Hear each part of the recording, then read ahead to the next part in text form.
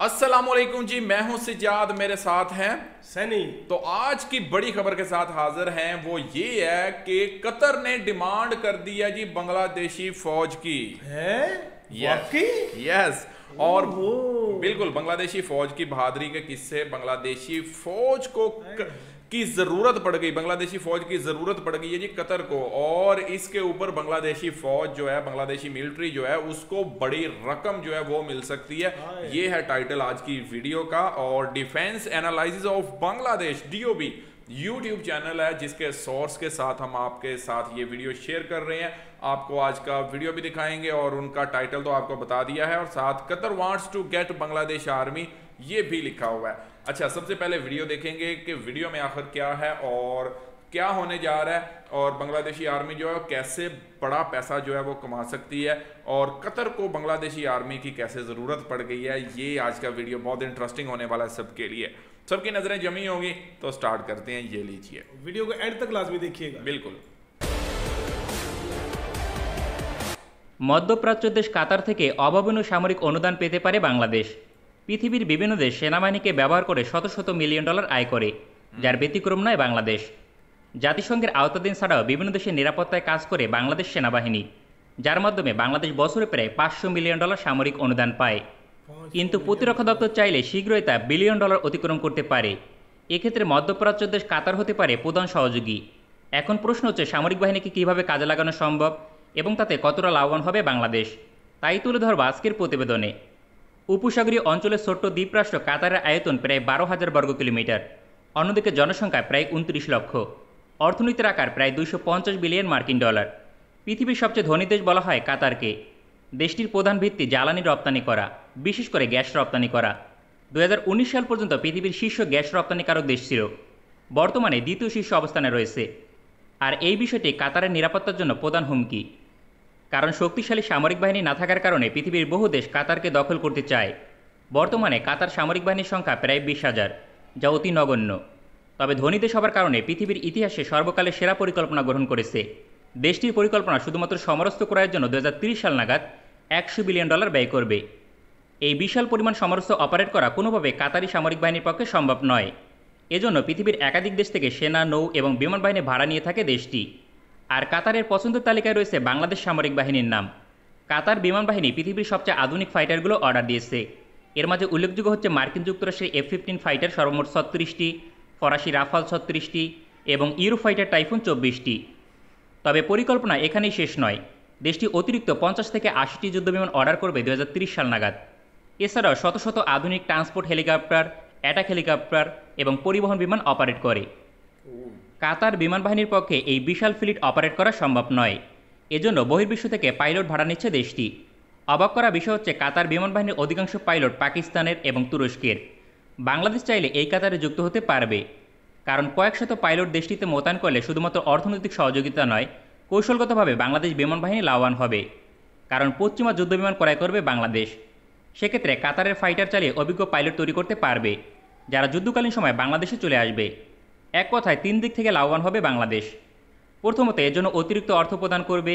দ্বিতীয়ত, পাইলটদের অভিজ্ঞতা বৃদ্ধি পাবে। অন্যদিকে কৌশলগতভাবে আন্তর্জাতিক অঙ্গনে রাজনৈতিক সুবিধা পাবে।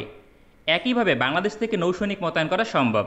তবে সবচেয়ে বেশি সুযোগ রয়েছে বাংলাদেশ সেনাবাহিনীর। কাতারের নিরাপত্তায় অন্তত 20 থেকে 30 হাজার বৈদেশিক সৈনিক চায় দেশটি। এজন্য বছরে মাল্টি বিলিয়ন ডলার ব্যয় করবে। কাতার সেনাবাহিনীর সংখ্যা মাত্র 8 থেকে 10 হাজার পর্যন্ত, অথচ দেশটির নিরাপত্তায় 50 হাজার সৈনিক প্রয়োজন। তাই পাকিস্তান এবং তুরস্ক দিকে মনোযোগ দিয়েছে দেশটি। তবে পাকিস্তান ভারতের সঙ্গে ঝামেলা থাকায় হাজার হাজার সৈনিক মোতায়েন করতে পারছে না। তবুও 1 থেকে 2 হাজার সেনাবাহিনী মোতায়েন করেছে। কাতার থেকে পাকিস্তান বছরে অন্তত 1 বিলিয়ন মার্কিন ডলার অনুদান পেয়ে থাকে। অন্যদিকে তুরস্ক কাতারে 2টি সামরিক ঘাঁটি স্থাপন করেছে, প্রতিটি ঘাঁটিতে 5,000 সৈনিক মোতায়েন। পাশাপাশি একটি নৌঘাঁটি স্থাপনে কাজ চলমান। তুরস্ক প্রতি বছর কমপক্ষে 5 বিলিয়ন মার্কিন ডলার সরাসরি অনুদান পেয়ে থাকে। তবে কৌশলগতভাবে আরও অনেক সুবিধা আদায় করে দেশটি, কারণ তুরস্ক যখন রিজার্ভ সংকটে ছিল তখন 15 বিলিয়ন মার্কিন ডলার ট্রান্সফার করে কাতার।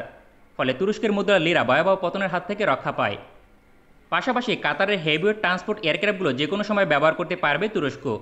ইতিমধ্যে লিবিয়া যুদ্ধে কাতারের রাজনৈতিক এবং অর্থনৈতিক শক্তি ব্যবহার করেছে তুরস্ক। বাংলাদেশ সেনাবাহিনীকেও কাজে লাগিয়ে অর্থনৈতিক এবং রাজনৈতিক ফায়দা তোলা সম্ভব। বর্তমানে জাতিসংঘের আওতায় 5 থেকে 7,000 সৈনিক কাজ করে, যার বিনিময়ে মাত্র 300 মিলিয়ন মার্কিন ডলার পায়।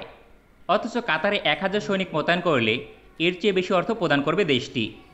আর 4 থেকে 5,000 সৈনিক মোতায়েন করা সম্ভব হলে তবে মাল্টি বিলিয়ন ডলারের সহযোগিতা পাওয়া সম্ভব। সরাসরি নগদ অর্থ পাওয়ার পাশাপাশি কাতার থেকে পূর্ণ সমরাস্ত্র পাবে বাংলাদেশ, কারণ কাতার যে কোনো সমরাস্ত্রের অর্ধেক লাইফ টাইম পর্যন্ত অপারেট করে। অতঃপর ওই সমরাস্ত্র মিত্র দেশগুলোকে উপহার প্রদান করে। এক্ষেত্রে বাংলাদেশ ছাড়া এই সুযোগ গ্রহণ করার মতো তেমন কোনো প্রতিদ্বন্দ্বী নেই। তাছাড়া কাতারের প্রভাবকে আন্তর্জাতিক অঙ্গনে প্রতিটি ক্ষেত্রে ব্যবহার করার সুযোগ পাবে। যেমন পশ্চিমা দেশগুলো থেকে বিশেষ সমরাস্ত্র ক্রয়ের জন্য কাতার রেফারেন্স প্রদান করতে পারে। তবে সরাসরি অর্থনৈতিক সহযোগিতার পর বাংলাদেশ সবচেয়ে বেশি লাভবান হবে শ্রমবাজার নিয়ে। বর্তমানে কাতারে প্রায় 4 থেকে 5 লক্ষ প্রবাসী বাংলাদেশি কাজ করে। প্রতি বছর 1.2 বিলিয়ন মার্কিন ডলার রেমিটেন্স আসে দেশটি থেকে। বাংলাদেশের শীর্ষ 5টি রেমিটেন্স আসে এমন দেশগুলোর মাঝে কাতার একটি। সেক্ষেত্রে কাতারের বিশাল শ্রমবাজারকে পরিপূর্ণভাবে কাজে লাগানো সম্ভব। প্রবাসীদের জীবনমান কাতার বৃদ্ধি করবে, পাশাপাশি এর দ্বিগুণ সংখ্যায় প্রবাসী রপ্তানি করতে পারবে। সামগ্রিকভাবে কাতারের সঙ্গে বাংলাদেশের ঘনিষ্ঠ সামরিক সম্পর্ক খুবই গুরুত্বপূর্ণ।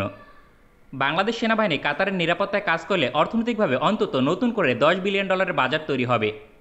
সামরিক বাহিনীকে সঠিকভাবে ব্যবহার করতে পারলে সেনাবাহিনীর বার্ষিক বাজেটের প্রায় 100% অনুদান হিসেবেই পাওয়া সম্ভব, কারণ বাংলাদেশ বছরে 4 বিলিয়ন ডলার সামরিক খাতে ব্যয় করে। এক্ষেত্রে কাতারের মতো একাধিক দেশ থেকে সামরিক অনুদান পাওয়া সম্ভব। বাংলাদেশের জন্য সবচেয়ে উত্তম হবে আরব দেশগুলো, বিশেষ করে সৌদি আরব, আরব আমিরাত, কুয়েত এবং কাতার। আরব দেশগুলোর মাঝে এই 4টি দেশ অত্যন্ত ধনী, পাশাপাশি বাংলাদেশের অন্যতম বাণিজ্যিক অংশীদার। এছাড়াও রেমিটেন্স আসে সবচেয়ে বেশি এই দেশগুলো থেকেই। অন্যদিকে এই দেশগুলোর নিরাপত্তায় প্রত্যক্ষ এবং পরোক্ষভাবে বহির্বিশ্বের সৈনিক প্রয়োজন হয়।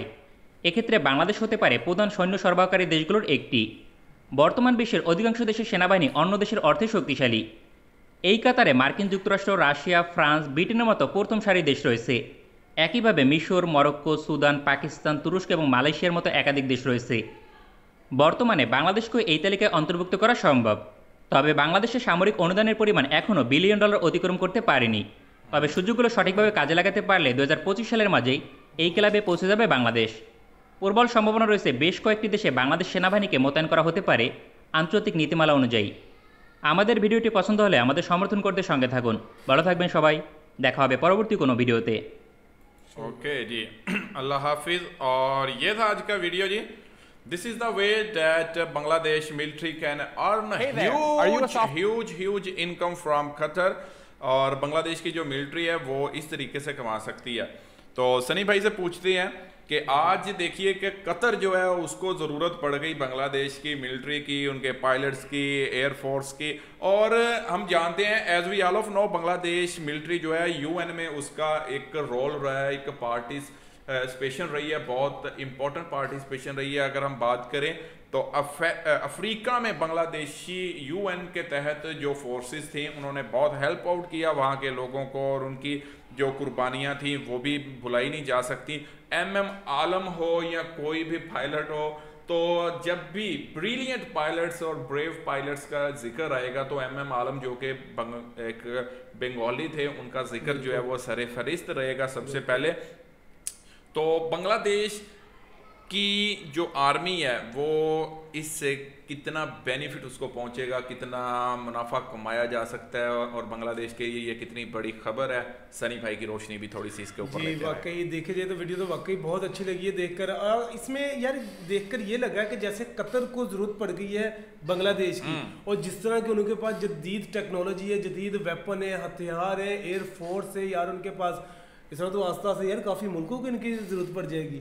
बिल्कुल ऐसे ही है। और तो देखा जाए दिन ब दिन यार जिस तरह बांग्लादेश ने तरक्की की है, जिस तरह अपनी ऐसे ऐसे उन्होंने नॉन हार जिसे कहते हैं कि चुने हैं, जैसे हीरे चुने अपनी यार फौज में, वो चीज़ है जिनका माइंड वाकई यार ब्रेन माइंड है यार उनका। और कतर को क्या, मैं यही सोच रहा हूँ कि आस्ता काफ़ी मुल्कों को यार इनकी बांग्लादेश की फौज की जरूरत पड़ जाएगी। बिल्कुल, और हम ये भी कहेंगे कि गुड आइडिया, नाइस आइडिया जो भाई ने शेयर किया। और मेरे ख्याल में बांग्लादेश की जो गवर्नमेंट है उसको एक्सेप्ट करना चाहिए इस ऑफर को, और बहुत ज़बरदस्त बात है और बांग्लादेश के लिए गुड न्यूज़ है।